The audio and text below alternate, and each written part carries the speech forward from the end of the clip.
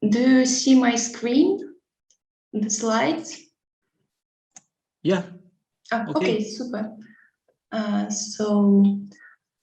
First of all, I would like to thank the organizers of this beautiful conference to make an opportunity of this talk.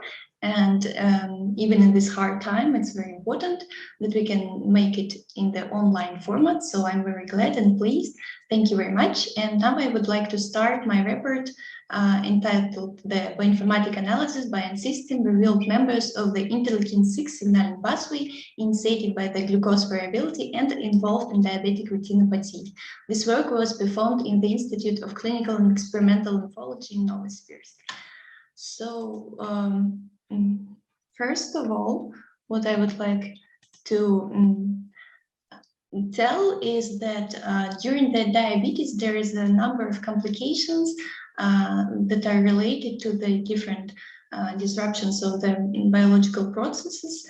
And now there are a growing body of evidence that tell us that not only the high glucose level is causing some damages, but also very important is the high glucose variability. When we see the picture as on the slide, when the level of the blood glucose rises from very high levels to very low levels, and then going again up and then again down, and we see this curve with a very high amplitude. And such pictures in patients, they cause the disruption of biological processes and leading to the pathologic conditions such as oxidative stress, chronic inflammation, and endothelial dysfunctions. All these lead to the diabetic complications. One of it is diabetic retinopathy, which is very widespread, and it causes the damage of vision. And it's a leading cause of blindness in the young and middle-aged population. And what we know is during both the diabetic retinopathy and the high glucose variability, we see that the interleukin-6 is a very important signaling participant. And it could be involved in the pathogenesis of both of these pathologic conditions. And it's important to mention that during the high glucose level, the hyperglycemia, the interleukin-6 level, it rises, it goes up, but also in the conditions of low blood glucose level, the interleukin is also upregulated. And that means when we see in the patient the picture when there is a high glucose variability, in these times, the level of interleukin-6, it goes upper and upper and upper, it rises, and it's very important for us to understand what other players could be influenced by this activation of interleukin-6 signaling pathway. And that was the aim of our work, to understand what genes and proteins are involved in such interleukin-6 signaling pathway, linking together the diabetic retinopathy and the high glucose variability. And for that purposes, we used the technology named ANDSystem, which is developed in the Institute of Cytology and Genetics in Novosibirsk by Professor Ivanisenko and colleagues. And it allows to reconstruct and analyze the huge amount of reconstruct the gene networks based on the analysis of huge amount of scientific publications in the automatic way using the text mining technology. So in my slide, there is a brief scheme that shows how does it work. The ANDSystem receives the publication stored from the PubMed system, then the program converts it and proceeds it, and at the end, the user can reconstruct and analyze the gene networks. So here once again, a little scheme of the ANDSystem.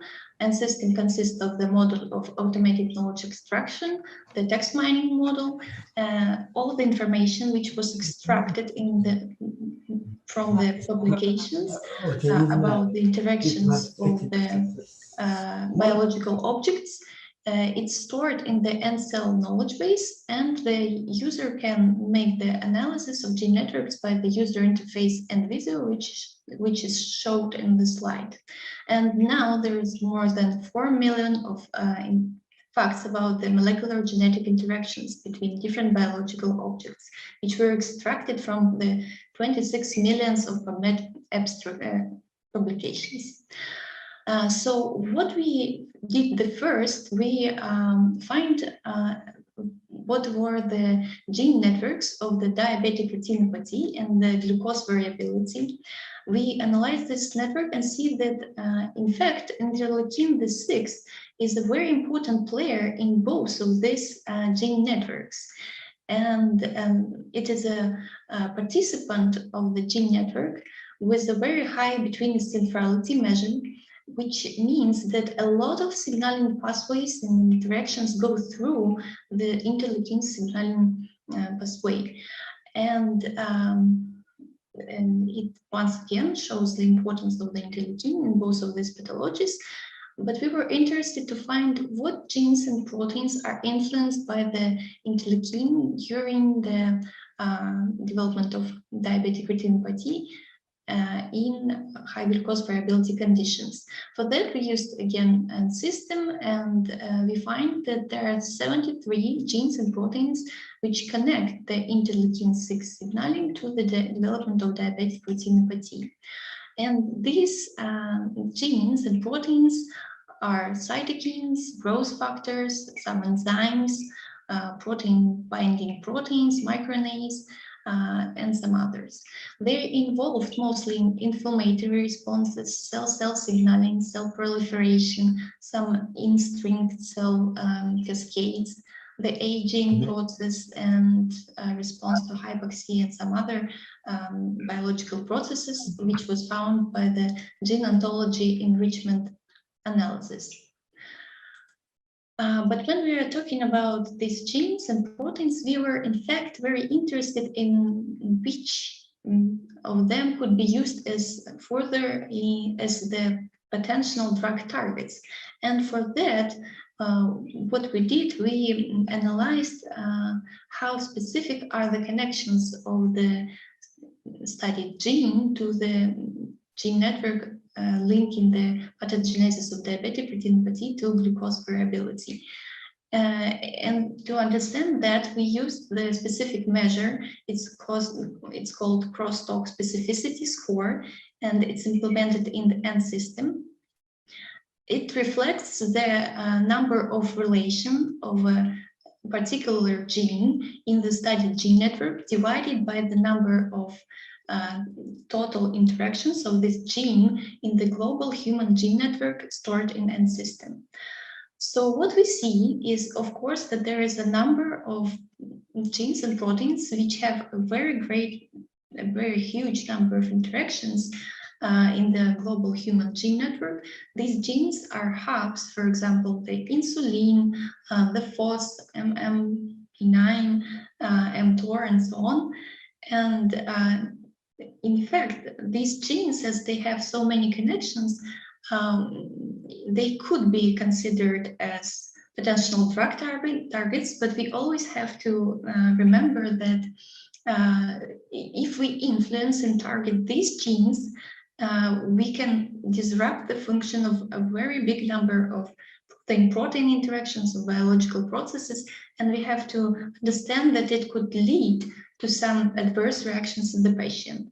So it was one group of interesting genes, but the other group, which was very interesting for us, it was the genes with very high crosstalk specificity values. It means that their connection to the studied gene network of diabetic retinopathy in relation to glucose variability, they are very closely connected to this gene network, and in the same time, they don't have a lot of interconnections with other proteins and genes in the global human gene network. And these genes are listed on the slide. It's fatty acid amide hydrolase, endothelial lipase, aquaporin 4, and NADPH oxidase the first.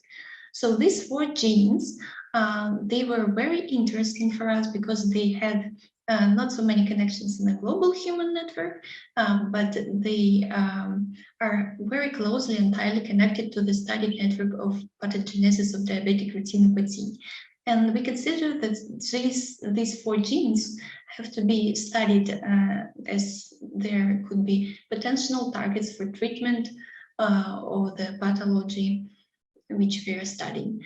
And well, there is a group of 59 genes with the intermediate values of crosstalk specificity, and they require the further investigation, which we are going to perform next. So to sum up, what we did is, first of all, we have reconstructed the gene networks of the diabetic retinopathy and glucose variability. We have reconstructed the interleukin interaction pathway, which connects these both networks to each other, and we find that there are 73 genes and proteins which participate in this connection between the diabetic retinopathy and glucose variability involved in the interleukin signaling. These 73 genes and proteins, they're involved mostly in the inflammatory response, the response to hypoxia, aging, some protein interaction signaling pathways, and so on. And the analysis of the reconstructed gene network, it allowed us to understand that there are 4 genes, FAAH, LIPG, ACOPRIN4, and NOX1, which are perhaps very important and prospective candidates for the further research as potential targets for treatment of the diabetic retinopathy during the high glucose variability conditions. And of course, the obtained results can help us to understand the mechanism linking the progression of diabetic retinopathy and some other complications of diabetes during the high glucose variability condition. So that's all. Thank you very much for your attention.